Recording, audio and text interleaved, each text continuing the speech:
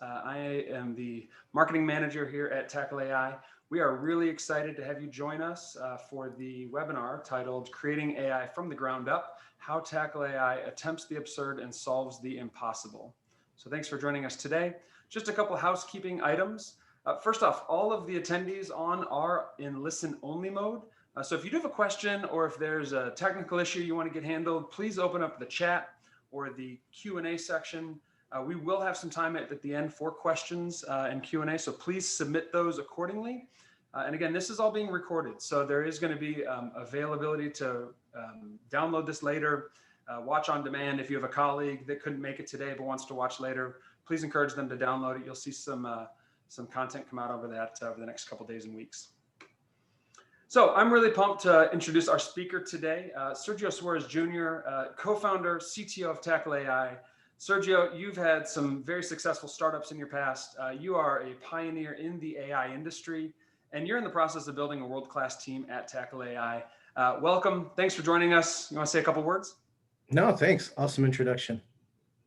Yeah, thanks, Sergio. We're super pumped. I'm excited just to pick your brain. We've been prepping for this for a while, so I'm excited to get deep into your brain a little bit here. So again, thanks for being here. So for today's webinar, we're really going to focus on four main topic ideas. We're going to get deep into just idea creation around AI, where to start, how to kind of get into that mindset of artificial intelligence. And then I'm really excited about topic two, which is this idea of academic versus inventors versus disruptors. And we'll look at all the differences of how certain businesses and certain people are kind of taking the approach of artificial intelligence. That's going to lead us into dynamic unstructured data, which is really a centerpiece around what Tackle AI is all about. And then we're going to finish this up with just the Tackle AI, kind of future look, right? Today, tomorrow, and beyond. Like I mentioned, we will have time for some Q&A. So please submit those questions into the chat box, and we'll be checking periodically those. We will not be answering them throughout the webinar unless it's really urgent and I feel it's going to add to the value of what Sergio's getting into. But otherwise, we'll have time at the end. So please submit those, and we're excited. So for the format today, a little different, right? So Sergio and I have our cameras on. You get to see our pretty smiling faces. I'm at home. Sergio's in the office. Sergio, I'm super pumped to talk a little bit more about the office. But we're going to treat this like a fireside chat, right? So I don't have my fireplace on in the background, and I know you don't have one in the office. Yeah, a little more informal this way, but want to dig into the brain of yours a little bit there. So Sergio, are you ready? Ready, sir. Let's do this. All right, let's go. So first topic, idea creation. Where do you start? What is the mindset that you go through with artificial intelligence creation? And I'll start with just an easy one. So give me the how and the why Tackle AI was created. Been around for a couple of years now as a company. Talk me through the process of how and why this company was started. Yeah, a lot of it was just born out of frustration. I think that I had an idea for what I wanted to do with maybe another group of clients. And I wanted to be able to find information on documents, but I wanted it to grab it from documents that I haven't seen before. So I knew that if I looked at an invoice or I looked at a health record or something, I could read it and I knew what things were. So I could pull out things like names and addresses and phone numbers. But nobody seemed to be doing that. Everybody would kind of skirt around the actual issue, right? And I know we'll get into this later on, but nobody was really looking at documents and really trying to understand what the document said and then get the information off of it. And that's really where we sought out and we tried to fix that problem. It was more of nobody else is doing this the way that I think is proper. And I think it's a huge issue. So why don't we just go build it ourselves? But we wanted to make sure that we weren't just kind of keeping with the status quo and kind of doing what everybody else was doing. We really wanted to see how can we reinvent this? How can we look at this problem differently than everybody else? And not to just be different for the sake of different, but different in trying to, have better results and work faster. And that's kind of what we've been able to achieve here. So ambitious goal of building it yourself. Yeah. I didn't really want to just take somebody else's thing and then build on top of it. We talk a lot about, we just hate these black boxes that exist in the industry right now where information goes in and, you really have no say as to what comes out the other end. And we want to control it from beginning to end. Perfect. So I've got a visual here of sticky notes, right? So as you're building this idea, right? Idea to execution, to delivery, to live commercialization, did it start with sticky notes, right? Like, I mean, I'm being very elementary here, but give me the process you went through, right? You had an idea, Yeah. right? You want to solve a problem. Like, what happens next? What'd you go to? Yeah, so I mean, it was actually an interesting thing. It came from a thing that I saw a poker player do one time before there was the mathematics to understand, the game. But it was Josh and I. We were sitting down one day. He's one of our developers, one of the guys that started a lot of this with me, and we had a document, and we took like 200 documents, and we just put it in front of each other. So I would put a document it would be like it would be some sort of report, like an oncology report or some sort of scan of something. And we would ask each other questions. Like I would put it down and he had 1 second to tell me what the date of birth was, or he had 1 second to tell me what the name was, or what any kind of information. I'm like, tell me if this is signed or not, etc. And we would then tell each other the logic that we used to find that out. I'm like, so where did your eyes go first? Well, I looked at the top left. Well, why was it the top left? Oh, I think it's because that lettering was bigger, or, I think that I looked over here because of this. And that's literally what we did. We saw what other people were doing and kind of the way they were going. And I said, well, how do we mimic what we do as humans? Because we seem to be really good at this. And we slowly started to do that. And we started to find some things that were maybe not so great about what humans do, which is we're very sequential. We're very this, then that, then this, then that, and we kind of went down. And that's what Josh and I were doing. So we then thought, well, what if we could do it all at the same time? We can run multiple threads. We could do multiple things at once and have them communicate. And this would be the way that we'd be able to process documents faster. So now we can actually find dates of birth and names and things like that faster than humans can. But it started off, with us figuring out how what's good about what we do it as humans. Got it. And I'm not going to dig into the secret sauce, right, of anything like that. And obviously, Yeah. From a technology perspective, now it's not humans, it's all tech. And it's all, the AI of the engine, if you will, growing it. So great start. I want to transition, kind of get a little deeper, right? And we're going to progressively get deeper into this technical train here. So topic 2, academic innovators, disruptors. So as you and I were preparing for this, you really opened my eyes in that, this idea of academic AI. And you mentioned the word black box already, right? Of a no-no in the industry. But what does it mean? What do you see out there as one of the early adopters and early pioneers of AI in the space yourself? People these days are building AI from an academic approach. What does that mean, and how are you avoiding that? Yeah, so a lot of it becomes theoretical. So I always talk about academics as more theoretical. They have to get their papers out, right? They have to come up with a different way of doing something or trying to solve a problem, but they don't really have to solve it all the way. They have to kind of say that, hey, this is feasible. So a lot of times I like to describe it as, hey, this could be huge, right? I did something and this could be huge. And a lot of times it is, right? We saw that with deep learning models, and the way they started to mimic the way the neurons and stuff are structured in the brain. And again, it's super important, and we need the academics to constantly, keep that going. But it's not a final solution. So a lot of times I see in a lot of companies like, hey, something came out of this university, let's download it and let's use it. And sometimes they'll try to kind of build on it a little bit. But at the end of the day, the academics don't have to make anything that really works in the real world. They just have to, put something out there that has potential. And a lot of times they do. And we try to, be on top of all of that, but it's not something that we rely on very heavily. Whereas, like you said, then becomes like the innovators, who are the people that then take that and start to figure out, hey, how can we make this work? And that's where it switches to, hey, like this has potential, this is going somewhere, and we're starting to see some results.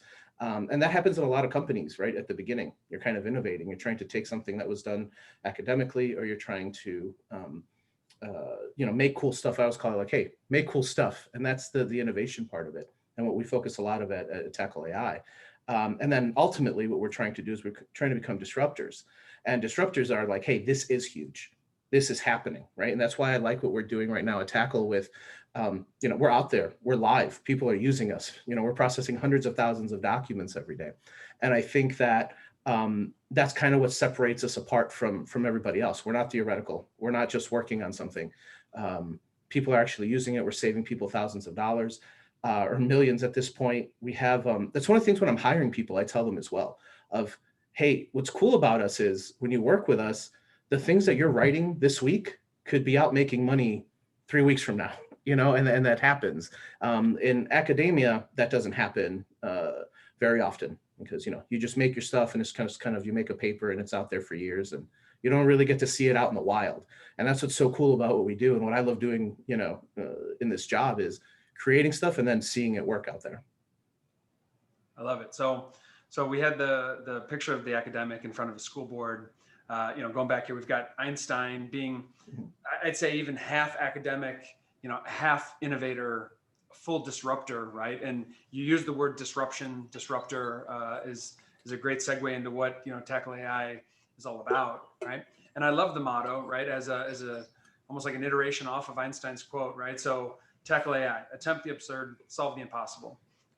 This is all around the office. You've got your T-shirt on. It's on the back of the T-shirt. I decided not to wear my T-shirt so we don't look like we're twins. I know we look identical to begin with.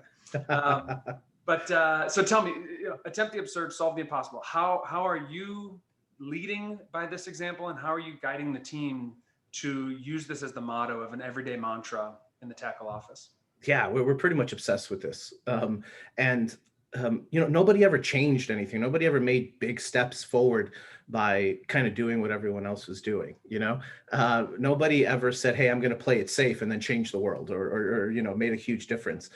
So with our guys and all of our developers, it's, man, attempt something absurd, something that you didn't think was possible. Because when we started this is all we would hear all the time. Well, that's not possible, or hey, like that it's too crazy to do. We don't have the processing power to be able to handle that. And I'm like, hey, well, let's try it, right? People like, hey, just attempt something absurd. If you have an idea and you think that it'll work, try it out.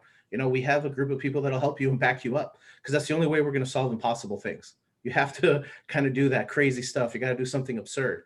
And we're all about just solving things that people keep telling us are impossible. And so we're going to continue doing that.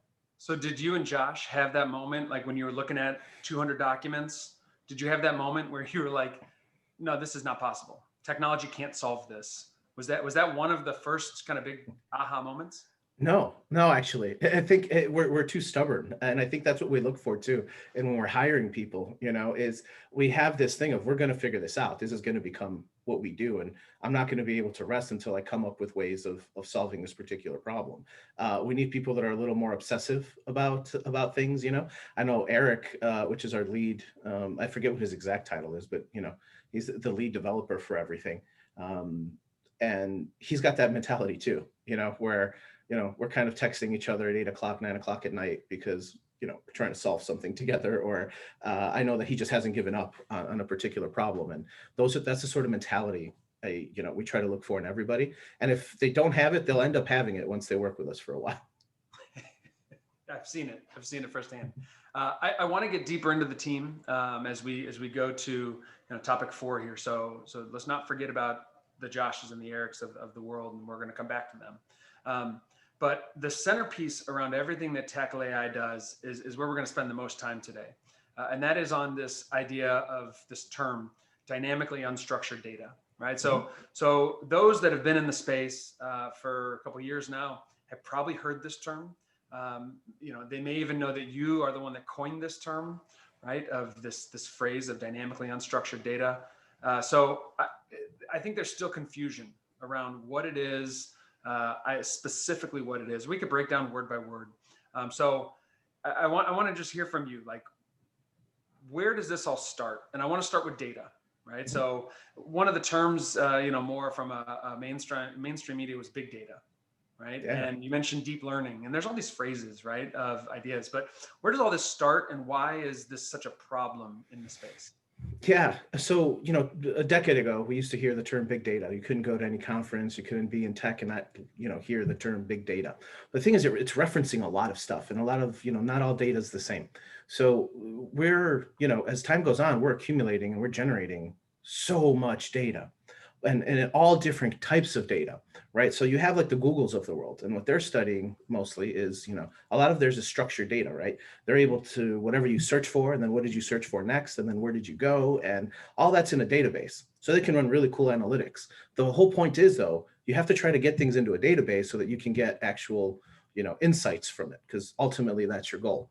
But then there's other sort of data, right? There's data that is Word documents, Excel documents, PowerPoints like this one, and they're considered unstructured because they're not telling you what information is on them, right? They're digital, and you know what letters are there, and you know what images are there, but it's not specifically telling you, like in a database, hey, this is a name, this is the date of birth, and this is what's linked to what. It's just basic information. And then you have, ultimately, in the space that we live in mostly, which is images, right? Just straight, people are sending each other things like invoices, there's reports, there's things that are completely what we refer to as unstructured.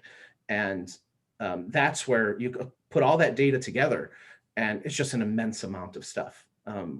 The structured information is cool because there's really good AI companies that are able to do really cool stuff with analytics and insights. Our job is to go through all of the data that's not structured, structure it so that we can get it into those cool AI platforms that find those awesome insights. So let's break that down, right? So you touched on 3 different types of data or documents, and I'm going to use that a little synonymously here. So structured, right? Give me the definition of what you mean by a structured database. Yeah, it's easy. If the information's in a database, it's structured. You know what everything is. It's labeled. There's no ambiguity there. Now, granted, that has its own problems because, a lot of times people don't put things into a database properly. There's a whole, science behind once you put something into a database, how you handle it. But for the most part, it should be structured and proper. Yeah, makes sense. Okay, so then statically unstructured, and we're going to look at some examples, but give me the definition and what's the problem around a statically unstructured type of data document? So then, and this is where this kind of started, was I kept hearing people say, hey, we can find things in unstructured forms, so we can find things in unstructured documents. And unstructured basically means anything not in a database. So that's kind of where I think people get confused. If somebody gives you a form, right? And let's say, I think you end up showing an example of a W-2. If you look at a W-2, you would think, oh, this must be a static or a structured or a statically structured document, but it's not, because it's usually an image and there's nowhere that's telling you, hey, this is this is that. It's still technically unstructured. But at Tackle AI, we consider that statically unstructured. So government forms, basically things that are always in the same place, even things like receipts. So like Walmart receipts, Target receipts, the information, you always know where it's going to be. So it's very easy to zone it. So you can say, hey, this is where the information always is. You can just grab that info really easy. Now, dynamically unstructured is what we do. And that is basically a form that changes, a document that changes, just your regular everyday reports, whether, we do a lot with medical reports, we do a lot with financial reports, and there's no way of zoning that, so the only way to really grab that is by understanding what document you're looking at as far as an AI goes, and then going ahead and grabbing the information. Got it. Okay, so just to reiterate then, where Tackle AI sits, it's really on the dynamically unstructured data, but handling statically unstructured data too is all under the sun, able to be done as well. It's just, that's kind of second nature to a lot of businesses these days, right? Is that fair to say? Yeah, everybody's kind of got some form of zoning. And don't get me wrong, it's still a huge industry, right? One of the biggest companies in the world, that's all they do, right? They just look at that, they go through and they will zone documents really easily and extract that information, because there are a lot of statically unstructured documents out there. As a matter of fact, I would say that, 80% of or 20% of what's out there ends up being statically unstructured, but 80% of the rest of the data is just dynamically unstructured data, right? If you're a company, you can't control the documents coming into your company, so you can't control the way someone sends you their invoices or how they send you their work orders. Everybody kind of has it a different way, and you can't be zoning every single one of those documents that comes in. So that's why we're like, well, if we're able to teach an AI to do this dynamically and read documents it's never seen before and still understand what it's saying, then we have an actual universal solution. Makes sense. So let's get technical with it here. So here's an example. Like you said, I'm going to pull up a W-2. This is a statically unstructured document. Right? Correct. It's going to be the same every time. I think anyone that's ever had a job before has seen this document, right? Yeah. So that you're going to put your in box, B, your employer identification number, and you're going to put your social security tips in box 7, right? So you mentioned the word zoning a couple times. So just for those that are on the webinar today that aren't familiar with that term, if they're not, give a definition of what that means to zone. It's basically you're drawing boxes ahead of time, right? So they're X1, Y1, X2, Y2, and you put a box and you say, whatever is in here is the answer to this, right? And whatever's in here is the answer to this. And it makes it really, it's simplistic. Still very cool, and it can be done very quickly, but there's some sort of identifier that you use. Usually you'll look for, some sort of barcode, or you'll look for something that'll help you identify the document. And then once you know what document it is, then you know where all the information is. You can just extract all that data. Got it. Okay. And again, I don't want to say it's easy, but there's companies out there that do this. They're doing it, left and right. It's something Tackle AI can handle as well. But where the real proof comes in and the real excitement comes in is on that dynamically unstructured. Mm-hmm. So here's 2 examples of oncology reports. Same company, the Oncology Center of Houston. This looks like it's a Word document or a PDF. So talk me through this from a dynamically unstructured perspective, the problems, how you solve for it. Why is, treat me as a layperson, why is this a problem? Yeah, so I mean, I would use usually a different example of this, but this is good enough. But these reports are never the same. So this happens to be the Oncology Center of Houston, but we can have a completely different oncology center, right, with a completely different report. And because we've read these oncology reports from the Oncology Center of Houston, which we made up, by the way, I needed to take out who it really was, we can actually go through this document, figure out, what, this is most likely an oncology report. So then what we do is we say, okay, well, what does somebody want from an oncology report? If with our particular client, well, they want, they want the date of birth, they want medical record number, they want to know, which doctor this should be going to, because a lot of times we'll route this to the doctor that it's supposed to go to. We do the same thing, for example, in mortgage servicing documents or any kind of finance documents. You're going to get them from different banks. You're going to get them from all kinds of different places. There's no way for us to know, how they're going to structure those documents. So our AI literally reads through the entire document and figures out what it's talking about, and then goes ahead and does all of its work.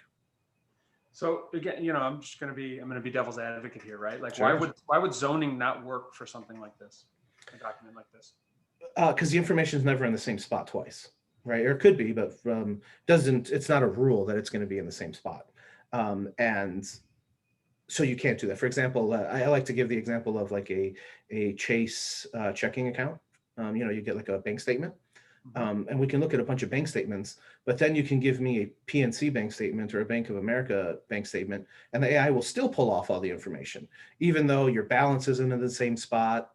Same sort of thing. Also, even if you look at a bunch of bank statements from Chase, depending on how many transactions you had, things are going to be in different locations. And it happens a lot with healthcare. A doctor takes a bunch of notes, things get moved around because they took notes, so it's not where it's supposed to be.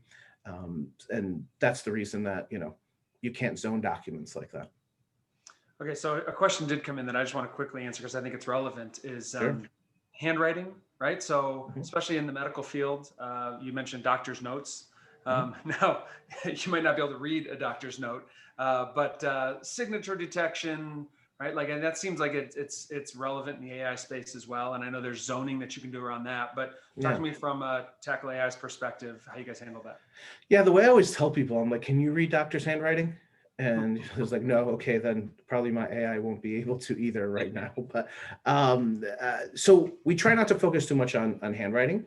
We do have a method that we use for reading parts of handwriting, more of a validation layer for us than an actual, hey, we know for sure this is what this says, especially when we're extracting information. So if I'm extracting something and I can't tell someone's handwriting, whether they wrote an 8 or a 3, for example, we don't want the AI to make that decision, especially because we deal in a lot of high accuracy kind of places and jobs that we have to do. So we try not to say that we can read handwriting. Now, what we do a lot of times is we can tell you if a document is signed or not. We can even tell the difference between regular handwriting, like somebody just wrote some notes, and their signature. And that's actually a big kind of differentiator with us. We can tell when someone signed the date, right? They signed and then they put the date. We know the difference between all of that stuff. And but for the most part, we try not saying that we can read handwriting. And one of the things that is kind of, and this is part of what kind of gets me with the industry, is people will stretch the truth with that, where people say we read handwriting. Well, yeah, if you put it in a box and you write square and you do all of these things, technically I could say that we could read handwriting too. But to say that, hey, I'm going to have that 98, 99% accuracy that we have with our detection with printed letters would be a lie, and it's just a way of trying to, it's more of a marketing thing than an actual practical thing right now. Got it.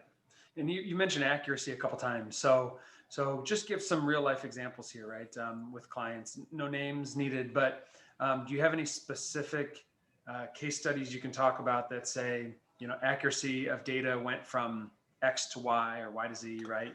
Yeah. So we have like 3 clients where it shows a really good kind of disparity between how we were doing it and how how humans were processing. And a lot of times we would get from our clients, well, hey, we've checked our humans and their accuracy right now is 99.9%.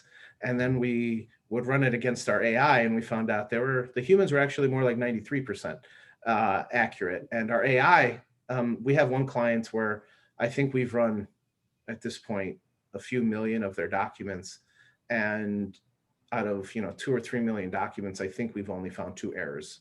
Wow. To this point. Now, I think one of the things that people judge AI, they're like, hey, well, what happens when you're wrong? That's always a big question. Well, what if you're wrong? My answer is always like, what if you're wrong right now? Whatever happens right now will just happen the same way. It's just going to happen less often, and it'll happen faster. And once people, I think people want to put AI, they compare it to perfection. And at Tackle AI, we're not trying to be perfect. We're just trying to be better than humans. Whatever a human could do as far as speed and accuracy. So that's our thing. That's kind of the value add that we will bring. But to say that, hey, this is going to be perfect is, it's not true. But it's still pretty high. We have another client where we've literally gotten rid of 83% of all of the documents that came in for them. So 17% of the work now goes to humans, and it's mostly because we have ways of trying to say, hey, well, if I'm not sure, if the AI is not sure, it gets spit out to a human. So 83% of the time, the AI is able to be over a threshold of like 99.2% sure. So if it's over 99.2%, it goes through. Anything below that goes to a human to validate. So we didn't even prep for that, which is a great segue to making the AI act like a human, right? Mm-hmm. And you opened with you and Josh, right? Sitting around looking at documents, trying to say, what's the logic? What did you go through to find the date of birth or to find the social security number or the account number, right? So you were, as humans, trying to solve this and build this into a technological approach. You've also used some terms, right? So you said like deep learning. Mm-hmm. You mentioned neuromorphic computing as a big hairy word and technical phrase. There's other things like quantum mesh probability. I know is something that you've coined and talk a lot about. But what does this mean to, is it a good thing that we want to make, and you're trying to, you have built and you're continuing to build the AI to act like a human? Is that a good thing? And where's this going? Amazingly as humans. And what at Tackle AI, we actually focus less on trying to get the AI to do things in a certain way, and we focus more on trying to eliminate the noise, because that's what we're really good at as humans. We have a bunch of inputs coming at us at once all the time, right? Even as you and I are talking right now, my eyes are taking in a lot more than just you and I talking. How does my brain know to ignore that right now? Right? Hey, that's not an important thing currently. And that's what we try to mimic when we do what we do with our processing of documents. Is we realize that there's all this information, there's all these different things that could be happening. How do we eliminate the noise? How do we focus on what's important? And that's how, as an AI, we're able to do things so much faster. Is we take a very focused approach and eliminate a lot of the noise. But a lot of times when we do with like you talked about quantum mesh probability and all that kind of fun stuff. A lot of that's just math. It's a lot of different kind of approaches that we take. A lot of times when we don't know something, it's, hey, it could be this, or this. The approach is it's all three, till we can validate or figure out what it shouldn't be. And that's helped us. A lot of times the answer is we don't know, and that's okay, because usually there's more information that comes down the road as we continue to study or we continue to analyze a document, and now it all kind of makes sense mathematically and probabilistically. So And I know in the world of math, right? Like, and big data is such an overused term, but just the idea of large numbers, right? So now, Tackle AI as a company now has processed millions and millions of documents. I'm guessing that the more that go through the AI, the smarter the AI gets. Yes. for the most part, yeah, that's a whole controversial thing. I kind of think it gets to a point where everything starts to kind of look the same and starts to mesh together in certain respects. There's a certain kind of fine tuning you have to do all the time, and that's built into what we currently do with our AI, right? Like, a little tidbit is, newer information tends to be more important than older information a lot of times. So little things like that kind of, is the polish, to a lot of what AI is, that a lot of people don't pay attention to. And they kind of take everything that ever happened as the most important thing ever. When in reality, as documents come in, documents change and evolve. And, a document I saw today is probably more important than the same document 2 years ago. Yeah, good point. Good point. Okay, so let's transition to the future, right? So Tackle AI today, tomorrow, beyond. I'd love for you to share with us, obviously without giving away anything. Let's start with just a roadmap, right? So, Yeah. what are some challenging problems and/or projects that Tackle AI is working on today with the team Yeah. that you're super pumped about? Yeah, I'm super excited about a bunch of the stuff that we got going on. I think we've had this dream for a while where we were tied down in a big way with OCR, with optical character recognition, and we knew that we wanted to create our own somehow, but not use the same sort of standard that is kind of out there right now, and also not take an academic approach, but an actual practical approach that can be used in the real world, like immediately. And so you guys are going to be hearing about it here in the coming months, but we're going to start incorporating something we're calling Tackle Vision into projects that we currently have, where instead of using OmniPage or Abby or any of those OCRs, we're actually generating our own. And we've got a whole team working on it here at Tackle AI. We're mixing all kinds of different approaches. So people are trying to solve this problem by using machine learning, and other people try to use very, more of a, basic neural nets or rules-based engines. And, we just kind of diagrammed out this awesome kind of piece of software that we want to build that kind of incorporates everything, and is really going to change the way that people look at digital documents. And we're insanely excited about it. It's very proprietary to us. And I think that's one of the things we've talked about, you and I, Brett, in the past, is everything we do here is built by us. Like, we did it. We're not big on taking third-party tools and just meshing them together and then saying that that's what we did. We built things from the ground up, and that's what we've done with this AI. It's kind of what we've been doing with our tech team as well. We train people from, hey, this is how we do what we do, and then they start adding their little, their little seasoning to what we do as well. And it's been a lot of fun.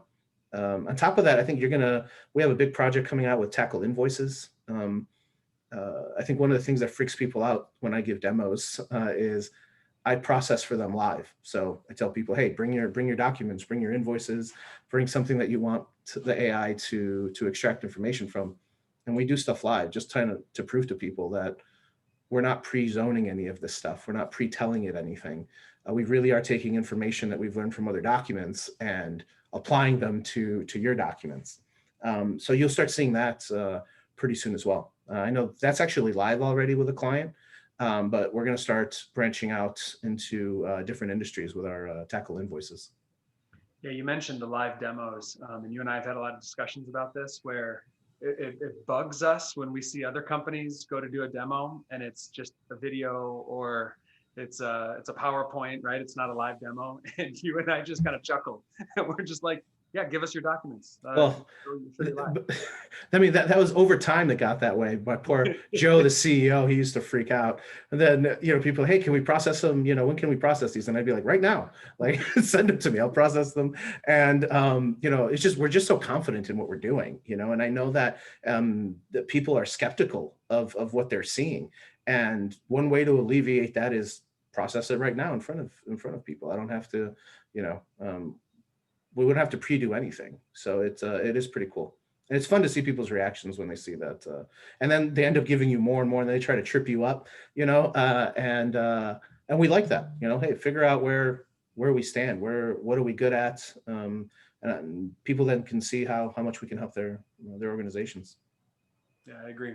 Now you mentioned tackle invoices. Other industries that tackle AI has been just stellar within: financial services, legal services, healthcare, and military now. We're going to talk about the military a little bit, but why are these industries so relevant for what you're doing at Tackle AI? Yeah, well, they create an immense amount of data, especially unstructured information. So it's huge in financial services because they're trading information all the time with one another, one financial service to another, and rarely are they using the same piece of software. So it's basically just PDFs and images that need to be studied, and that's what we end up doing. Legal, obviously, thousands and thousands of pages that that we're able to work with and automatically file and extract information from. Healthcare, that's kind of the first thing that we focused on. So we're insanely good at healthcare. I think we're up to like 80 something data points that we pull from healthcare documents. And the military has been what we just, since the beginning of this year, doing some great things with the Department of Defense. I guess when you can look at documents and tell them what they say, it's a pretty big thing. People don't realize how separated the military actually is. And one wing trying to speak to another wing, and the Air Force is a big issue. And one of the things that I always say, if you can't get your systems to talk to one another, because that takes too long and costs too much money, the one big kind of overarching equalizer is the documents. The information's in the documents, and if we can pull the information out of the documents, we can structure it for them. So instead of having to figure out how you create these APIs and how you get these systems to communicate, in the meantime, just let us take it off of your document. That's what you're doing anyway, right? Like right now, you get a document, you just have a person type up that information into your system. Using AI just makes it faster and easier. So let's talk about the DoD partnership. The HR Smart Weapon is the name of the project. This just got announced. Without giving too many details, can you walk through what this project is about, what the problem is it's going to solve, and I know there's some cool estimates of what the savings are going to be. Yeah, well, I love this because like they actually made this logo, and I can't think of a cooler like name than the HR Smart Weapon. It was, I'm like, how do you make something this boring sound this awesome? Like, yeah. But a lot of it is just, it revolves around documentation as far as their human resources, right? There's a bunch of different systems that they have to do. They have a bunch of paperwork. They end up doing the same work many times for no reason because they're separate systems. So we're going in there and we're automating and learning a lot of their old data in order to populate a lot of new documents, new forms, things like that. And they're awesome to have as a partner, and we're kind of excited to continue. I know we're already on a phase 2 with them, and they'll start to see some pretty cool results here in the next coming months. Sweet. And just the estimated savings. I know. Oh yeah, I mean, so this is crazy because there's a bunch of different Air Force wings. One of them is just going to be like 150,000 man hours. I think they'll save in 1 year, which is in the tens of millions of dollars for them just in that particular wing. And as soon as this kind of gets rolled out, we're going to start going into all of them, hopefully. When that happens, then yeah, we'll be saving a bunch of money for all the wings that can use that time and money to do more important things and not filling out paperwork and filing paperwork. Yeah, I remember the first time you told me that number, I actually asked you to repeat it because I wrote down like 1,500 hours, and you're like, no, that's zeros. yeah, extra zeros. Yeah, well, what's cool is because as we start showing them, because as we're building the product, they get to see it, and it's just awesome to see how excited they get. Being able to watch that and see, hey, look at the information come off of here and go into here. It's pretty cool. Awesome. So finishing this up, let's bring it back to the beginning. So creating AI from the ground up, none of this would be possible without the team, right? So you've mentioned a couple members of the team, Eric, Josh. Just talk about the growth of the team, where you see Tackle AI going with the team, and what's in the future. Yeah, I mean, for us, I mean, the whole company is about the team that we're putting together. You know, that's really what's going to be what separates us long term from everybody. I think we we've been growing pretty quickly. I mean, just over the last like 3 weeks, I think we brought on like 4 new people. I think even on the business side, we're bringing in a lot of people. But on the technical, we're just not going to stop. I mean, we keep hiring people multiple people a month, and that's just because we keep getting more and more work. So and we try to teach people and educate them how we do things, and it usually takes about a month and a half to kind of unprogram them the way they were taught to think of AI and kind of think of it in the way that we do here at Tackle AI. But yeah, we're pretty excited, man. The sort of people that we're bringing on, I'm really liking the very creative types. It's funny when I talk to people, hey, we're looking. I always ask the question of, what do you like to do for fun?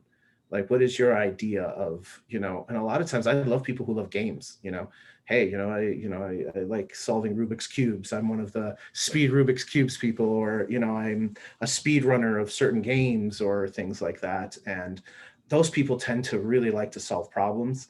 And that's really what we are. We're glorified puzzle solvers all the time.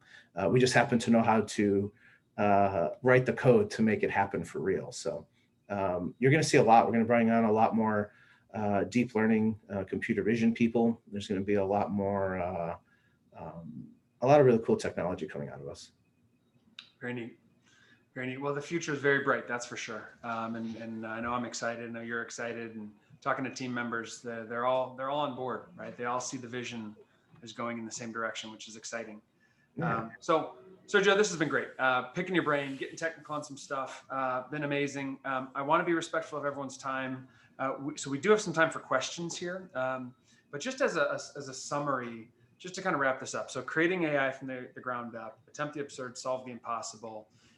What would be kind of your final statement here of saying like, okay, if you're going to start AI from the beginning, if you're starting today, October 21st, right? What are some key points? Be a disruptor. Go after the complex problems out there. Build a great team, right? What would you add to that as kind of a summary statement? Yeah, I think for me, it's, what we always say, right? Attempt the absurd. Like, don't just copy what other people are doing. Take the best of what everyone's doing and use that, and really create it on your own. Because anybody can take a bunch of third-party tools, mesh it together, and get something that gets you there 80% of the way, right? And we live in that last 20%. We live in that last, hey, get it to actual production of something that can actually generate money. And that should be the goal of someone that's an AI, because you can get caught up in the real cool theoretical stuff that never goes anywhere or gets you almost there. And it's very cool to kind of work on. But at the end of the day, like what we focus on is creating AI that can be out in the wild, generating revenue for us and saving money for our clients. That's what the focus needs to be if you're going and you're going to start AI. Because believe me, there's so many times I just want to do some really fun theoretical stuff with like computer vision. But I really have to be focused also, right? Whatever you do with AI, make sure that it's a very focused approach to what you're trying to do. We very much focus on, documents. We focus on letters, numbers, things like that. So when we build our AI, we make sure that we eliminate the noise. We only write an AI that's good at documents and letters and those sorts of images, and not figuring out if something's a cat or not, which is cool, right? Don't get me wrong. I'd love to do that. I'd love to write computer vision models for that kind of stuff. But in reality, we have to very much tailor it to what we're trying to solve and the problem we're trying to solve. So it's very easy to kind of get lost in the cool tech and lose sight of what you're supposed to be doing, which is making money and helping companies save money. Good point. Good point. Well, again, thank you. This has been great. So if anyone wants to contact Tackle AI, several ways they can get in touch with the company. But let's get to some questions. We've got some good ones that came in. So let's see, where do I want to start? Okay, so since we just finished talking about the team, let's start with this one. So a question came in, says, How would someone go about getting a job at Tackle AI? I thought that's a good, easy one since we just talked about the team. Yeah, yeah, right. Yeah, I guess, um, be creative, have an open mind. So our tech stack is mostly around C Sharp. We're .NET Core guys, and um, you need to know that. So if you just went to a boot camp one time and are looking for a job, we're probably not for you. But also very strong in math, um, and because a lot of what we do is a lot of different mathematical approaches. So a lot of the secret to us is we rely a lot on probability and a lot of complex math. But yeah, to have a job, you just email us, give us your resume, let us know, your likes, dislikes, and we'll take it from there. Perfect. Just kind of building off of that, then you mentioned the tech stack. Another question came in: is Tackle AI a hosted solution? Is it built on site for clients? Is it in the cloud? Where does it sit? Yeah. So the easy answer is we do both. So we are a cloud-based solution. We do have our own servers and a military grade data center. And a lot of times we're very processor intensive. So, it's easier to just buy servers ourselves and throw a bunch of GPUs and or graphic processor cards in there, and run through hundreds of thousands of documents. So we run it that way. But we do have clients, for example, that we have to sit behind their firewall because they're either in healthcare or, especially like the military, for example, we will install on-prem, and yeah, we have no issues kind of doing it either way. Got it. Okay, so here's another one that came in, and this is one that I know has been addressed before. So you've had to answer this one before. The question was, how easily can the AI be adopted to a language other than English, Yeah. especially ones that read from right to left, left Mhm. to right? Is there differences there? Yeah, that's what's so cool about how we wrote it. So right now we handle almost everything in English. We can do almost all of Spanish. And as far as reading right to left, that's something that's already handled as well. So the core basics of what we do are still there. We wrote our AI again to be very universal in the way that it discovers things. And there are some, some NLP or, natural language processing that goes on, that we, is part of finding that solution. And that actually helps out with being able to read from different sides and things like that. Very cool. Now, this question came in before we talked about the roadmap of Tackle AI, but I'll ask again in case there's anything else that's come to mind. The Sure. question was, what are some challenging projects the team is working on right now? So you talked about Tackle Vision as a future development, but are there any other challenging projects that have recently popped up? Tackle Vision is the big one.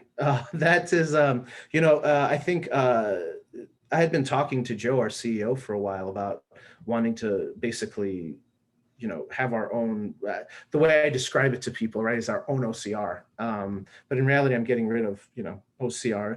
And I told Joe, that's kind of what I want our goal to be. And I want to put together a team because, we've figured out this kind of roadmap for how we're going to do this. And then when he did an interview, he said that, we're going to make OCR obsolete in the next year. So I have to go do that thing now, now that he went out there and said it. But it's good because we very much were on our way to do that anyway. And that really was the kind of kick in the ass that we needed to really do something that, again, we had already thought of, we'd already kind of planned out. It was just a matter of time, money, and the talent to be able to do it. And now we have those things in place. So it's kind of full steam ahead with that. Fantastic. Okay, one last question. This was actually my question for you. So okay. This question. Yeah. More so because I'm just curious. So not necessarily AI related, but you mentioned that the team likes to play games. Yeah. Are there any favorite games being played in the office right now? It's so weird because we have like such a different taste, everybody. I know like somebody's playing Rocket League, and that's an old game. I happen to like playing a lot of the Josh, we tend to like a lot of the Nintendo stuff. So I know he had Mario Kart Live, an actual like physical car in the office the other day that you drive with your Nintendo Switch, and just that was fun.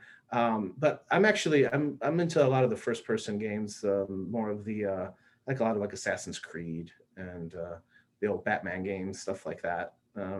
But I do like watching my son play like Mario Maker and things like that. So Fun. yeah. Are you, do you game at all, Brett? Are you a guy, you play any games? No, I like to think I am. Okay. But so my favorite game growing up was Zelda. I love the whole Nice. Zelda series. But then Yeah. my 8-year-old son started destroying me at Zelda Yeah. Breath of the Oh Wild. yeah. And Yeah. after that, I was just like, I can't compete.